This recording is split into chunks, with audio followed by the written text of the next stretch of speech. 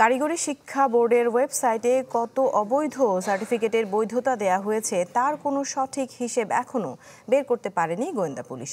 এই জালিয়াতিতে নিজেকে নির্দোষ দাবি করেছেন বোর্ডের সাবেক চেয়ারম্যান। তাকে জিজ্ঞাসাবাদের পর নতুন তথ্যের ভিত্তিতে আবারও অভিযানে নামছে ডিবি।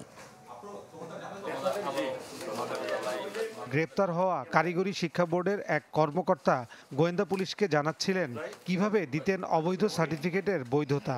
এটা চূড়ান্ত মূল্যায়নটা তখনই হয় যদি সেটার অনলাইনে সেটার প্রমাণ পাওয়া যায়।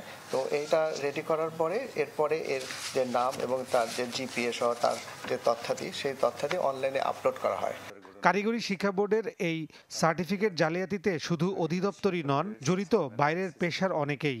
সম্প্রতি শিক্ষা বোর্ডের চেয়ারম্যানের স্ত্রী গ্রেপ্তারের পর বের হয়ে আসছে অবৈধ অর্থের ভাগ কে পেতেন সেই চাঞ্চল্যকর তথ্য। রোববার এই ঘটনায় ওএসডি করা হয় কারিগরি শিক্ষা বোর্ডের চেয়ারম্যান আলী আকবর খানকে। মঙ্গলবার তাকে ডাকা হয় গোয়েন্দা কার্যালয়ে।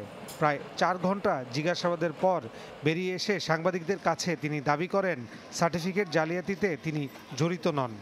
এটা মিথ্যা বানোয়াট ভিত্তিহীন, এটা তদন্ত চলছে। তদন্তকারী কর্মকর্তা আমার সম্পর্কে কিছু তথ্য খুঁজে বের করতে পারে করবে। পরে সংবাদ সম্মেলনে গোয়েন্দা প্রধান জানান এখনই গ্রেপ্তার হচ্ছে না সাবেক এই চেয়ারম্যান।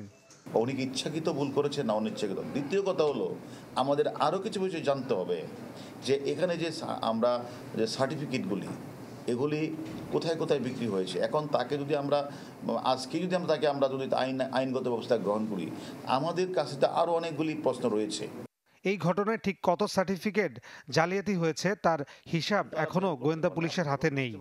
তারা কত সংখ্যক সার্টিফিকেট তারা মানে বিক্রি করে এবং সেটার সাথে আর্থিকভাবে উনি কতটুকু জড়িত এগুলি আমরা খুঁজে বের করে তারপর আমরা সময় নিলাম। আমরা আইনগত ফয়সাল হোসেন, চ্যানেল 24, ঢাকা। না সে তো